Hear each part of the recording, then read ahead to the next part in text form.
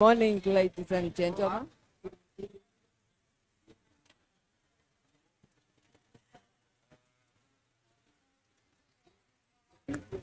Good morning, ladies and gentlemen.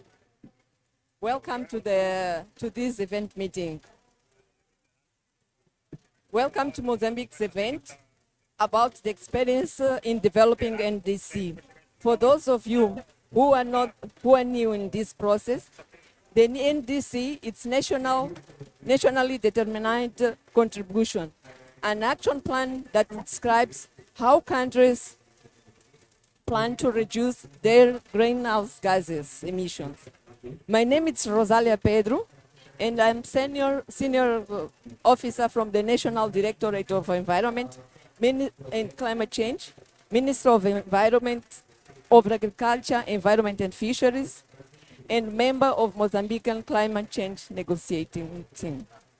The objectives of this event is to share Mozambique's vision of its plan to contribute to the goals of the Paris Agreement, discuss pathways to building resilience against climate change, global political and financial complexities, particularly in less developing countries like Mozambique, seek views of the international community on how to best contribute to and support a country such as Mozambique that has a low carbon footprint and significant sustainable growth and development and challenges. Before we start, on behalf of the government of Mozambique, I would like to thank the NDC partnership for hosting our event here. Today, we have with us Mr. Francisco Sambo, National Director of Environment and Climate Change, Ministry of Agriculture, Environment and Fisheries. Mr. Robert Tipman, Team Leader for Mozambique's NDC 3.0 from NEDAS. Mr. Alexandre Nevisca Rodrigues, Government Climate Senior Advisor for Cape Verde. And Ms. Eunice Mucacho, Program Specialist, Head of Environment, Climate and Resilience Unit, UNDP Mozambique, who is joining us virtually. To start off, I would like to invite Mr. Sambo to make his presentation about Mozambique's experience in DC.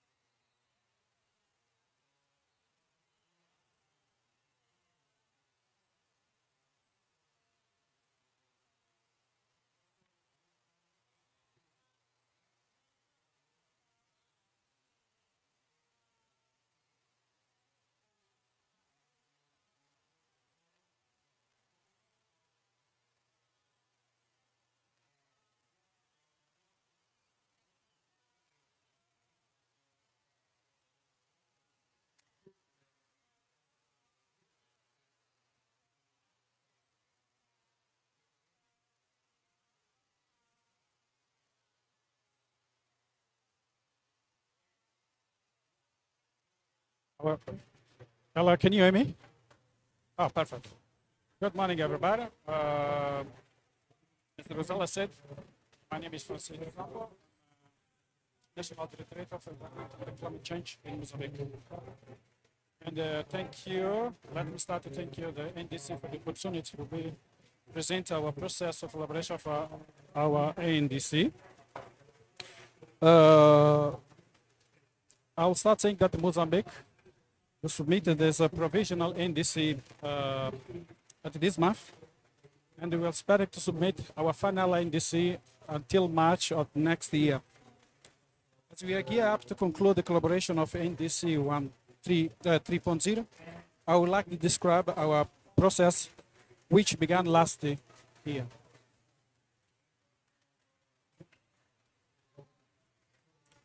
As we know, our vulnerability in terms of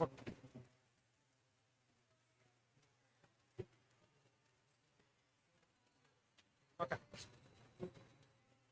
As we know, we talking about the vulnerability.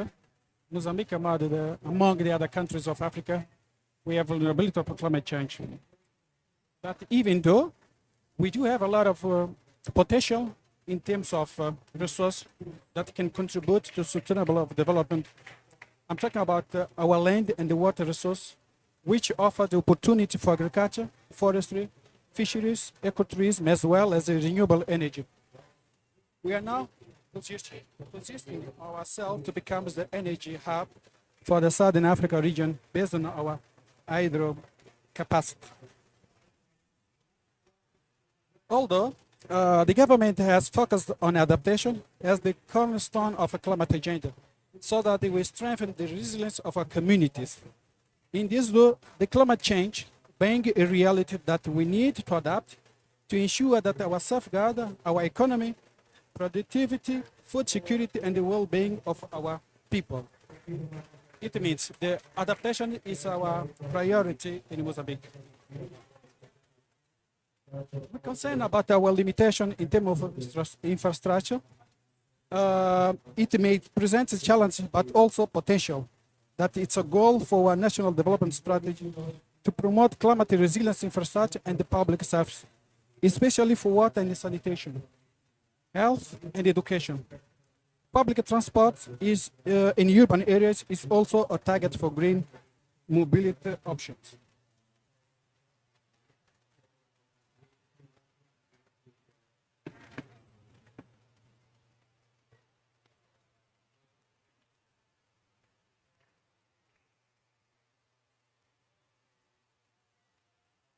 You can bring it to me, I will.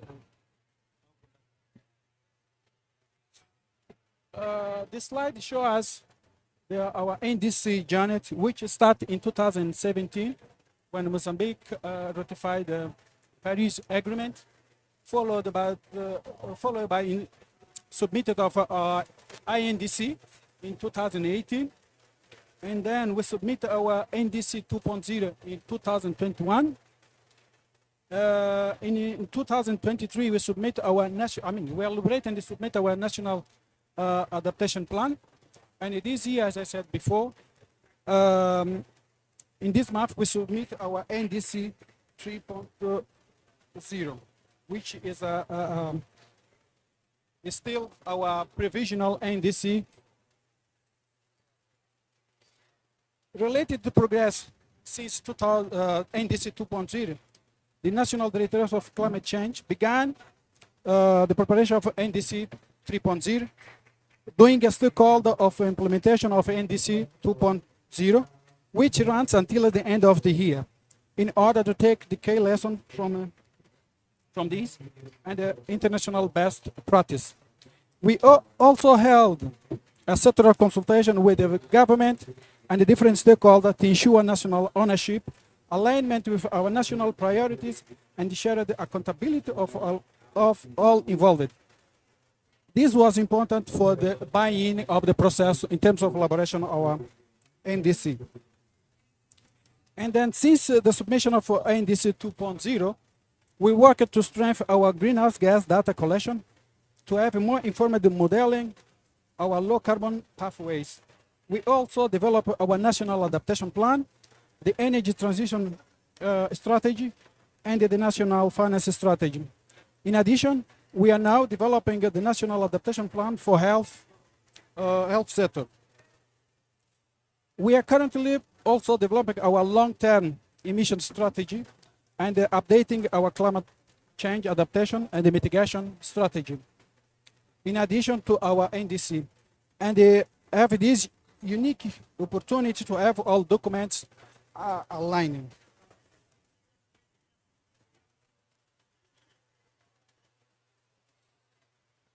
This slide shows us the development process of our NDC.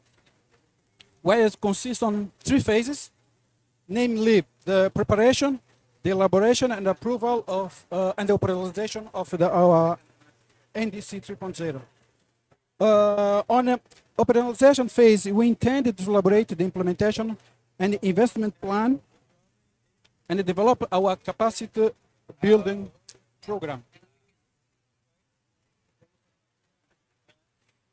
We are grateful for support of our partners, which are over more than 20 donors and the NGOs. This support has enabled each sector to have a technical assistance to strengthen greenhouse gas data collection system, and that we can undertake a country-wide consultation session. In terms of our vision, we translated the NDC ambition, raising requests of the UNFCCC Secretariat to our reality. We have faced a lot of challenges, such as population growth, high demand for land and the use, and the need to create a new opportunities of employment. We hope to be ambitious by improving the quality and the viability of our climate agenda in a straight line with our national development goals. This implies improving our data collection system, reporting and the transparency, as well as the efficacy of implementation.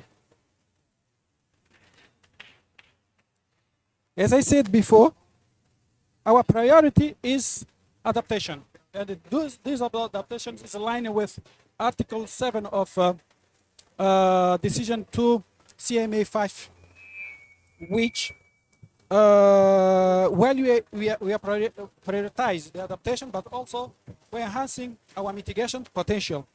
In adaptation, our NDC will be aligned with NAP to promote integrated climate action and planning at all levels of government, better data collection system, and access to the technology and the financing. Some adaptation measures will offer co-benefits for mitigation, resilience, and the sustainable development, including food security and the livelihood protection.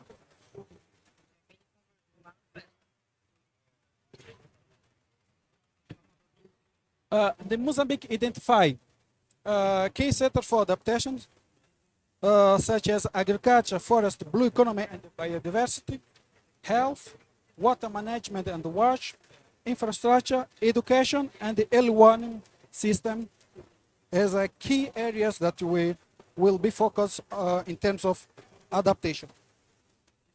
On mitigation, our efforts will be aligned with LT-LEDs, and we will target 15 to 25% reduction below our business usual scenario by 2035, using as a baseline our BUR submitted in 2020. Also, we identify the key areas on the mitigation, such as energy, Afolo, and the West. And this graph shows us the target that we are envisaged to reduce our emission on these areas, such as West, where our provision is 6% in terms of reduction, energy 33%, and the Afolo is 61% in terms of reduction. And it must be enforced that our NDC will be conditional to availability of financing, technology transfer, and capacity building. But also we have a cross-cutting issue on our NDC, such as institutional strengthening, where we pretend to build a government readiness, coordination, and transparency. On promotion, the inclusion of gender and the youth, disabled, and other vulnerable groups in the policy development implementation. On conflict sensitive and human mobility, we needed to consider how to address climate action with and better resilience for people affected by climate change. On knowledge, information, and technology, we needed to strengthen data system and the research. On communication and awareness, we need to consider how to involve the private sector and the other social media to mobilize finance and the public engagement. And and environmental protection, we reinforce a pollution control, waste management, and sustainable and natural resource use. Saying that, thank you for your attention.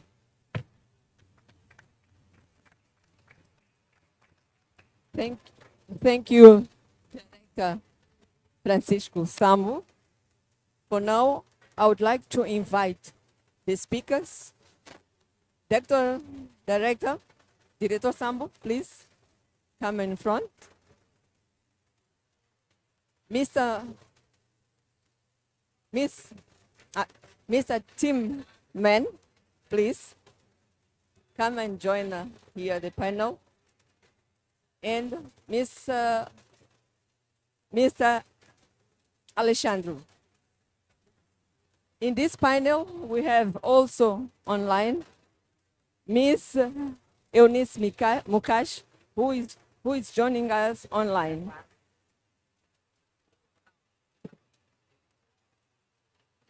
My first question is for Ms. Eunice Mukash.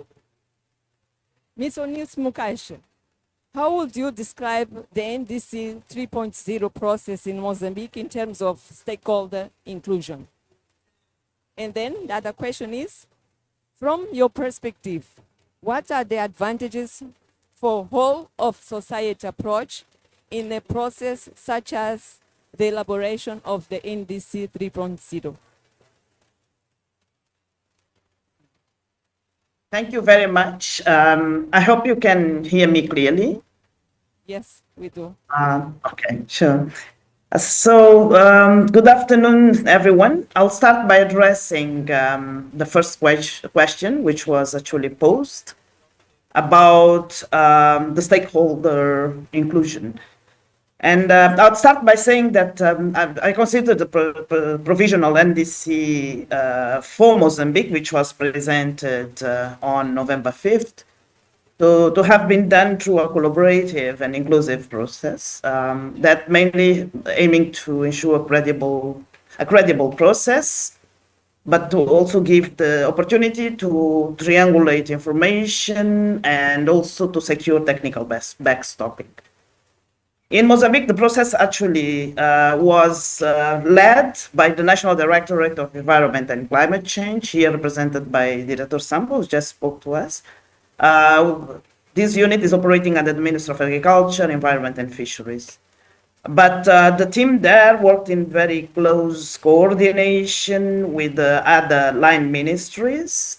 And to facilitate the process, in fact, appointed an NDC coordinator, which was supported also by a partner, GIZ, to guide the entire process. So the initial step was actually a workshop which was organized early in the process in September 2024. And that was to present a roadmap through which different stakeholders actually committed to the support that they could give to the NDC process.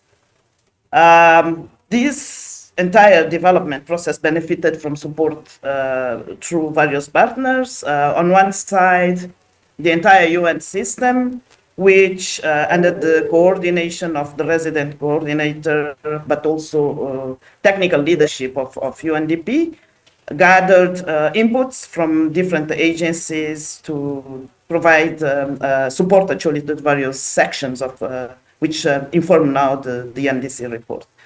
Just to give an example, NDC was a standing point in each meeting of the United Nations country team, and a tracking tool was put in place just to check progress and see how the gaps in completing the NDC report could be filled by different partners. Similarly to that, there was also a strong support that came from partner platforms. And I wanted to highlight here the Climate Change and Resilience Donor Working Group, which made also NDC a point, standing in almost all the meetings which were held, to again coordinate inputs and see how the different sectors were evolving in terms of development. Usually those meetings were organized with strong presence from government who use the meetings to provide updates, but also to discuss what would be the next steps needed to complete actually the NDC. As an example, in terms of content, there was strong engagement of different sectoral groups to lead, for example, the energy and transport, which engaged UNDP, Annabelle, GIZ, and Norway, but also other sectors such as infrastructure, led by FCDO, or the agriculture and forestry by the World Bank. And those were inputs which were provided through stock-taking exercises that pull in from the NDC. So the official launch of the NDC was also very inclusive and engaging. It was done on August 25th with attendance from a wide range of stakeholders, including the NDC partnership in Maputo. So as I said at the beginning, we have actually now the provisional report. And the idea is that the final report will be developed based on consultation or consultative process to be conducted at sectoral level involving actually national actors, but also at local level in each province to involve a wide range of stakeholders and community representatives.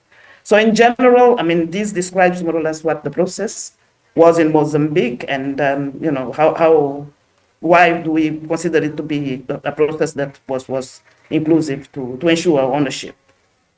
So that would be the answer to the first question. I don't know, moderator Rosalia, if you want me to go straight to address your question number 2.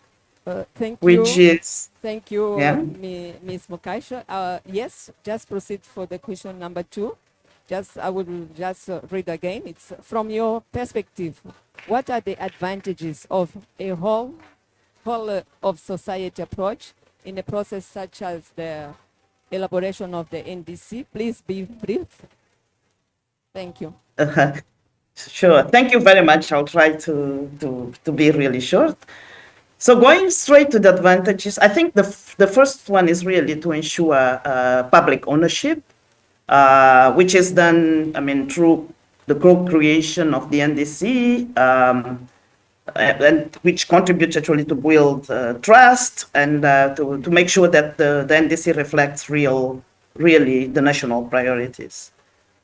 Another advantage of the whole of society approach is the possibility it gives to leverage expertise and seeking inputs from different stakeholders through, on one side, strong interministerial coordination, but also through contribution between the government and the various stakeholders that take part in the NDC development process. And that, I think, allows for, brings in various advantages, which is having accurate data, which are specific to the country, fostering local knowledge, providing the ability of having also accurate baselines, setting realistic targets for what wants to be achieved, but also committing partners to implement commitments, both on mitigation or adaptation.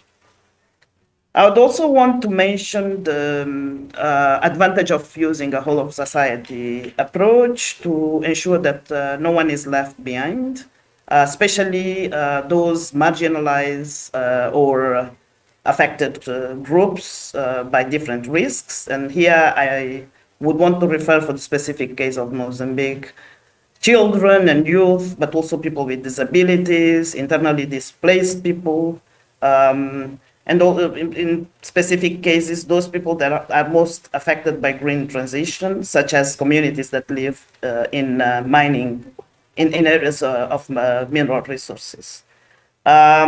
This, when done, taking into consideration gender equity, but also intergenerational equity, it's actually a way of making sure that the NDC is whole inclusive and doesn't leave specific groups outside.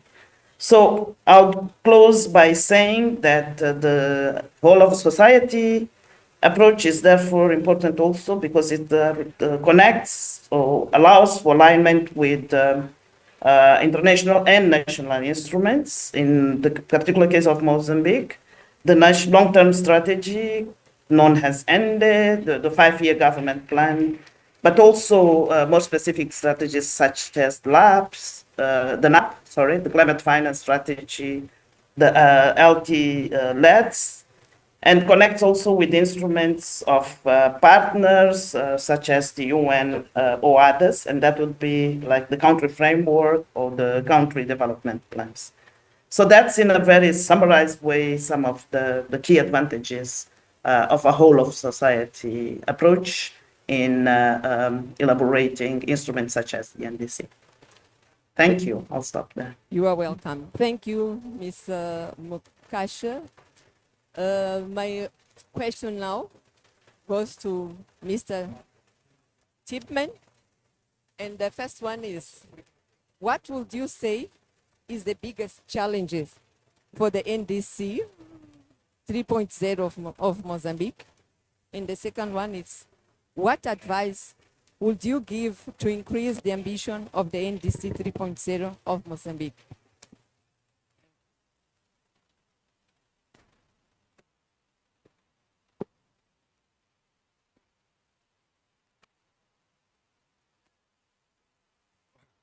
Okay. Yeah, thanks, moderator, for the two questions. And yeah, and I'm glad to be here and that I can share my views, which I share on behalf of a team of 8 experts under the banner of NIRAS. I would like to add that I am not speaking on behalf of NIRAS. I'm not NIRAS staff. I'm with Climaticos, but I've been subcontracted to lead the team supporting the Mozambican government to support the development of the NDC. I also was pleased to see that my understanding of where we stand with the NDC and what Francisco presented, we're in the midst of what Francisco, the phase 2, also from my point of view, where we are with the NDC, with the full-fledged version. And we also helped and supported that the preliminary NDC was submitted, and I have to say I was glad to see it was one day before the EU submitted its NDC, that the Mozambican NDC came in on the NDC registry, so that we obviously helped supporting that as well. So coming to the question, what would you say the biggest challenge for the NDC 3.0 of Mozambique? And I would like to focus more on the implementation, but also some challenges we face or we see during the development of the NDC. And I will start with quoting the COP30 president designate, Andrea Rania Correa do Lago, who said in its 9th letter, was 2 days before the start of the COP, supported by international cooperation, strong national planning and implementation institutions can enable developing countries to tap into climate transition opportunities, making NDCs country-owned investment plans connected to international finance, capital markets, and cutting-edge technologies. And that brings me to the point, so where do we stand in Mozambique? And obviously, as we have seen also in the presentation, the international cooperation, support, and donor finance is there. No? There's 20 donors lined up to support all various actions and measures, adaptation first, but mitigation as well. The issue is, how I see it, and the research that I've done, it's not only, it doesn't match the respective enabling environment or a functional institutional ecosystem to absorb, manage, and implement mitigation, adaptation measures to the extent possible, or that the full amount of ambition could be realized. And that also relates, obviously, to the question of ambition and attract more financial support and investments. And as I said, it's not only me.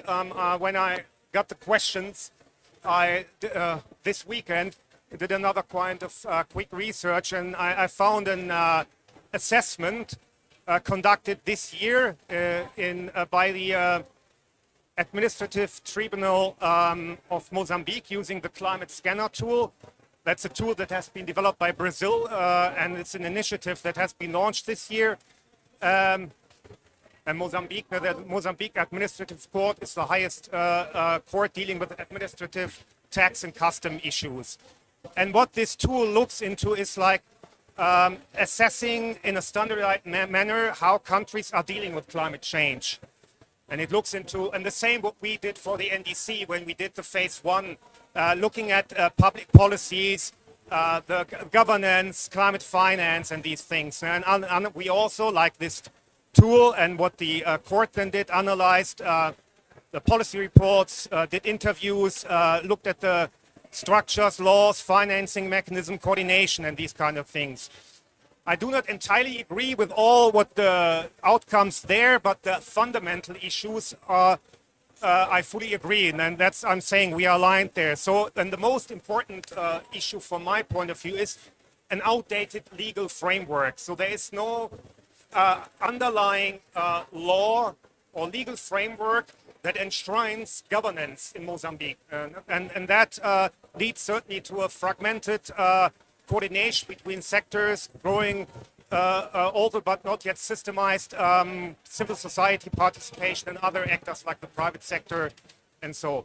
Related to that, two other points I would like to add. The policy sectoral plans consider climate inconsistently and less precisely. Again, it's not me. I confirm that it's my view as well, but that came out of this assessment by the court. So climate plans, sectoral plans consider inconsistently and less precisely and observe a low coordination with science and climate risks. So mainstreaming needs to be improved. Now that's also what we found out. And lastly, financing, limited inclusion of climate costs in budget plans with financing mobilization mechanisms still in their infancy. That was the last point. That important point come out of this assessment, and which I concur with. But ending the first question also on a positive note, is certainly that there is what I also have seen since my engagement with Mozambique and the Mozambican government and stakeholders, and very growing institutional commitment to climate change and the existence of policies and strategies generally supporting the issue. And I'm glad to hear that also obviously the climate change policy or the strategy will be, which is basically coming to an end this year, will be renewed or updated, and certainly also seeing that the government of Mozambique is participating international here in the UNFCCC strongly, that is certainly also shows this commitment. Do I understand correctly that I move on to the second question immediately, or? Proceed, please. Okay. Obviously, then my advice, consequently stemming from what I said in the first question, how should the ambition, the NDC 3.0 in Mozambique be increased? Yeah, obviously, first, I have 2 or 3 points to make. Update the national underlying climate legislation. I understand this is also initiated in Mozambique, what I found out. And the question is then whether you do it with an own law, a decree, or what I understand is currently envisaged an updated environmental law. Important is to have the governance enshrined in this, meaning all the processes, systems, including financial and human resources being enshrined in such a law, that is very important. Then strengthening, it's related to that, and it should be also mentioned and included in this legal framework, strengthening the interinstitutional coordination mechanism. Again, that was also said by the Administrative Tribunal, and that relates to strengthening the central coordination body, which is the Ministry of Environment, obviously. That could be further strengthened. An operational interministerial committee on climate change, strengthening sectoral integration of climate change via the creation and implementation of planning mechanisms, and also obviously look at the climate change executive bodies, in particular in the ministries, how they can be fully empowered to take on the role that they should take on. And then obviously a mechanism to coordinate and engage non-government stakeholders to ensure inclusive and effective NDC implementation. And the last point on the finance side, which is also very important, which also came out of this assessment. And I would highlight, obviously, it's good to see that this year a national climate finance strategy was published. And I would like to repeat that what is written there, but important is that what is written there is being operationalized and implemented as soon as possible. And not only there's a time frame of 10 years, though that should be as soon as possible started. The clear roles and responsibilities among stakeholders are established. Transparency and accountability is increased by implementing monitoring and communication mechanisms. Local knowledge and priorities are integrated by involving key stakeholders. And the governance model lays out the foundation for collaboration, accountability, inclusion of key stakeholders in climate finance. And again, governance that should also be in the legal framework, including the financial national climate finance governance. 2 points to add there. So the National Climate Fund should be as soon as possible operationalized, like in other countries. And again, operationalize and implement all this as soon as possible, and best with a roadmap and prioritized action plan. We also in the background support, obviously, we are in the midst of this, assessing and identifying the real climate finance needs. The team from NERAS is supporting that and is working on that right now. And all this, again, to increase the ambition is that you include the civil society, the private sector, and local communities in these planning decision-making processes in a structured and organized manner. That is really, I think, what will help the ambition to increase ambition. One final point. If you think about increasing ambition, Article 6, which is also an interesting and relevant point, I would advise to look at and prepare that carefully, that you do not sell low-hanging fruits under Article 6 in the carbon market. That would also have a negative impact on the ambition in the NDC of Mozambique. And last point, if you're interested in this topic, I would like to invite you tomorrow. There's another side event room 3, 1:15, where I moderate a panel on global carbon markets, latest developments under Article 6. Thank you. Thank you, Mr. Tipman, for giving us those insights. I have, last but not least, Mr. Alexandre. And my question to you is, Cape Verde recently submitted its NDC 3.0 with the support of the United Nations Development Program. What are the most relevant lessons learned from this process? Thank you.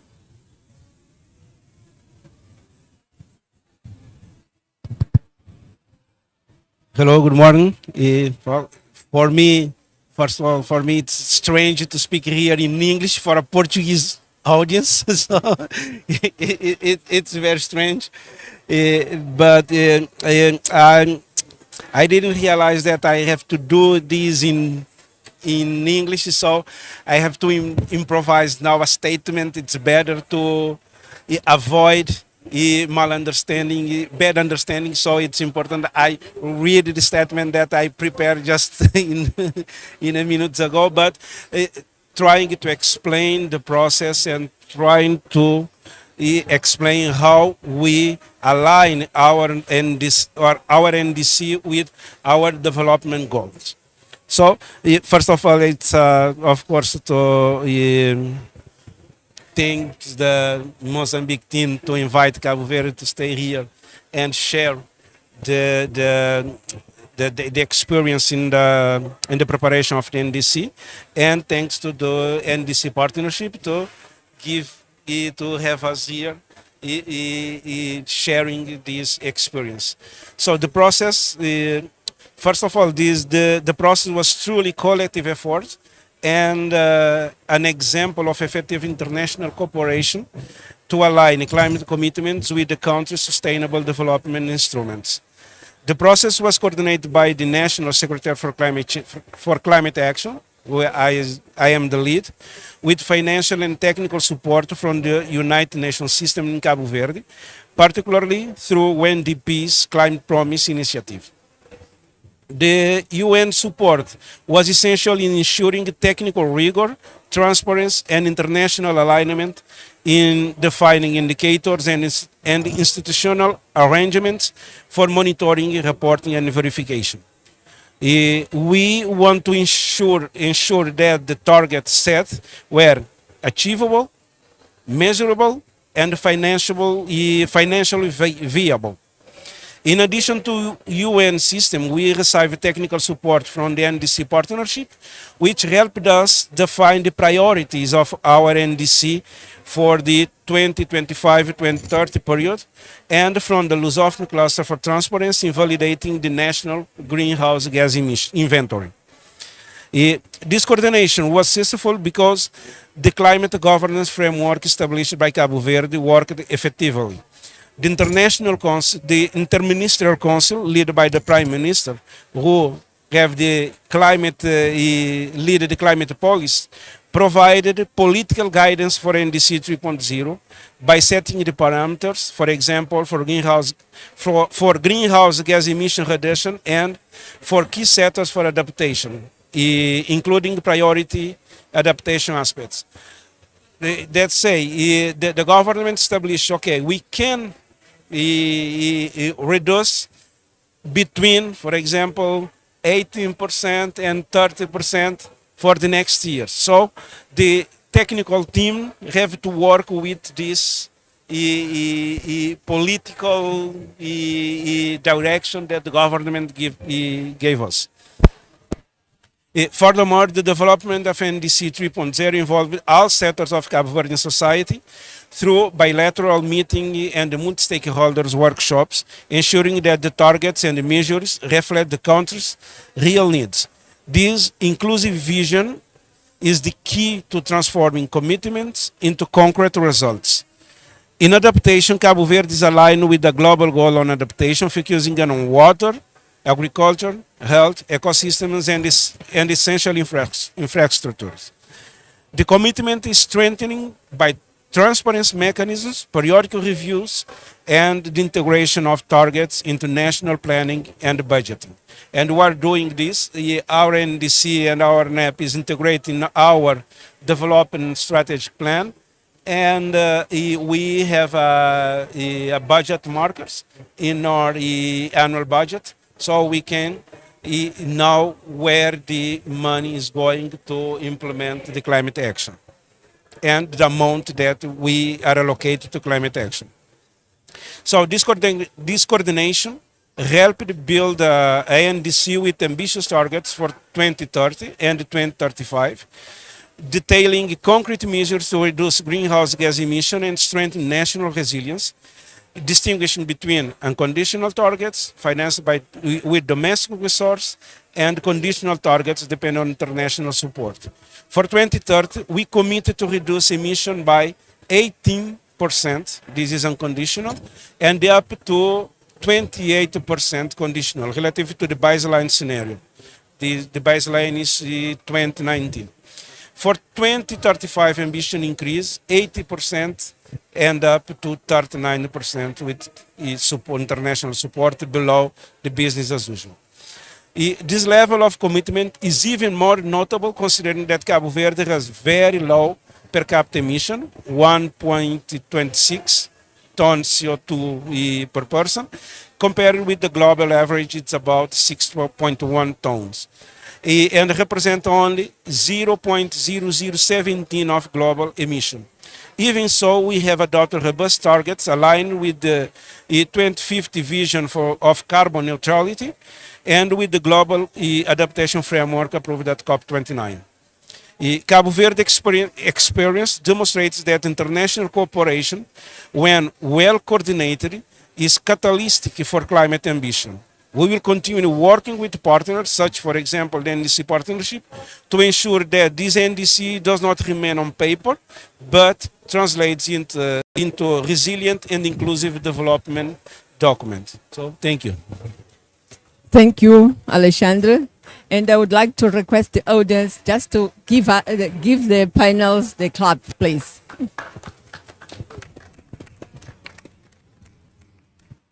Thank you.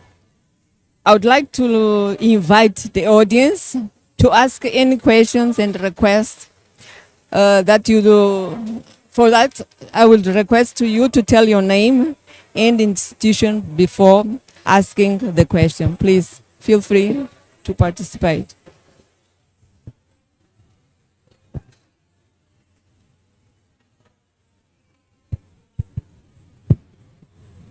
Hello.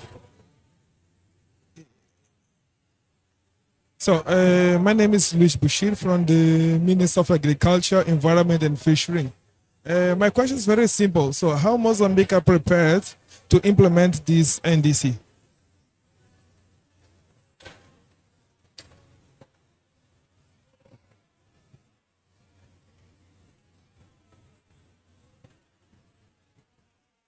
Okay.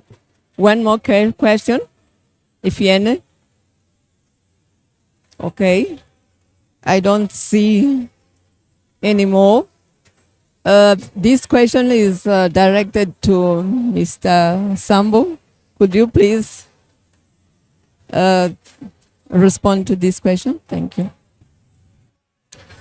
Thank you for the question. As I said before, we are on phase 3 or on the NDC preparation. We pretended to have to build, our action plan in terms of implementation, but also the budgeting of the NDC. The main resource for implementation of our NDC will depend on our national budget for implementation, but also we are expecting to have a support from the partners. As I said during my presentation, we said our NDC, in terms of achieving the result that we are pretending, it will depend of the amount of support that we will receive from the partners. We have been received a lot of support from the donors in terms of elaboration, but also we would like to extend and also invite the partners to help us to implement the activities that we have on the NDC, that we can achieve our goal in terms of result that we pretend to be more ambitious in terms of action. The good issues that we are bringing in our NDC, we are more ambitious than the previous one in terms of amount of reduction that we pretend. And the challenge is still there, how to achieve these results without amount of support that we need to implement those activities. So thank you.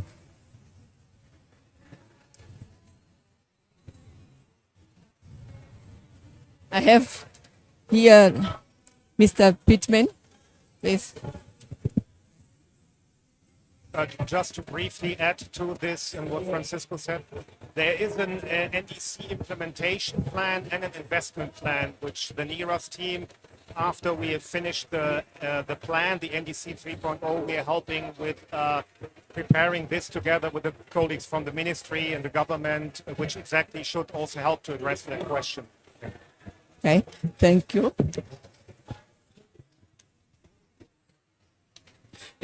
Just what how Cabo Verde is doing this. Of course, the basic principle is to project our NDC supported by the strategic, the sectorial strategic plans.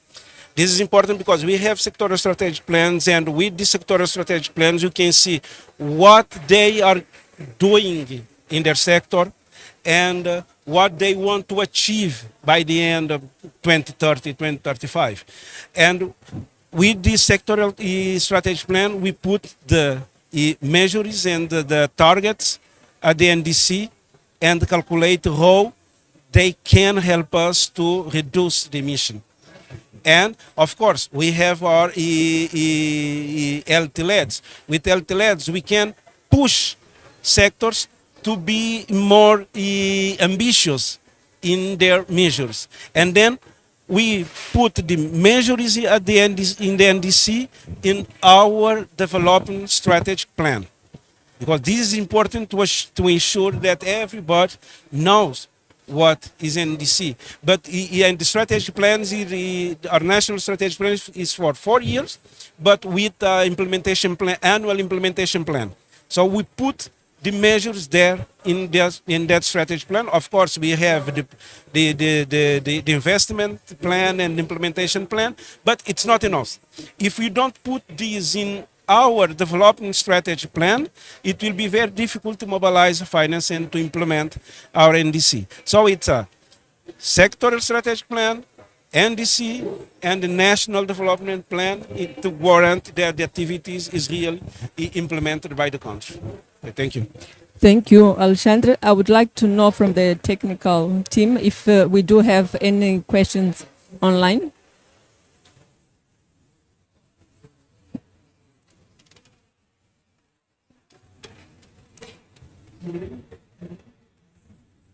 While we are waiting, Ms. Mukasha, I would like to know if you would like to add anything.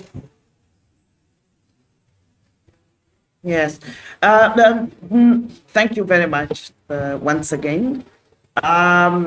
Just maybe on the only question which was raised, it was just to agree with the intervention that was reinforced by Cabo Verde on the need to have definitely tools which will help us monitor the NDC in terms of implementation plan and investment plan, but at the same time seeing what should be prioritized to go into the plans of the government, of the various ministries, and also of the partners. Just as an example, I mean, through the climate change and resilience working group that I was referring to, Donna, we are pretty much looking forward for the outcomes of COP 30 and priorities, but also to the NDC to really be able to align the country program development strategies from the different partners into what the government prioritizes. But at the same time, I think it's important actually when looking into what can be done internally at national level. I'm referring to, for instance, resources that come out of, I don't know, the sovereign fund, or how all these could really also, contribute to development or implementation of the actions that come out of the NDC. So it should really be a joint effort. I know it's still, very, very difficult for Mozambique in the situation we have to count on more resources. But more and more, given the prospects of funding, which are diminishing across the world, looking into ways of having the country itself also making contributions to what would be the resilience and sustainability. So that's maybe what I wanted to add and stop here. Over. Thank you. Okay. Thank you, Ms. Mukasha. Before we end this session, I would like just to highlight some points that have been shared in this panel. From the presentation from the presentation to our panelists, we can say that partnership, collaboration, and coordination is one of the important things, even in the development and the implementation of the NDCs. And then we have to track the progress of these documents, and also all NDC should be aligned to the development, the country development plans. We do we need to put in place reporting and evaluation systems that work to better track the progress of the NDCs. Thank you all for joining us today, and we will work together to be sure that the NDC will be fully implemented. And as we say back home, Kanimambo.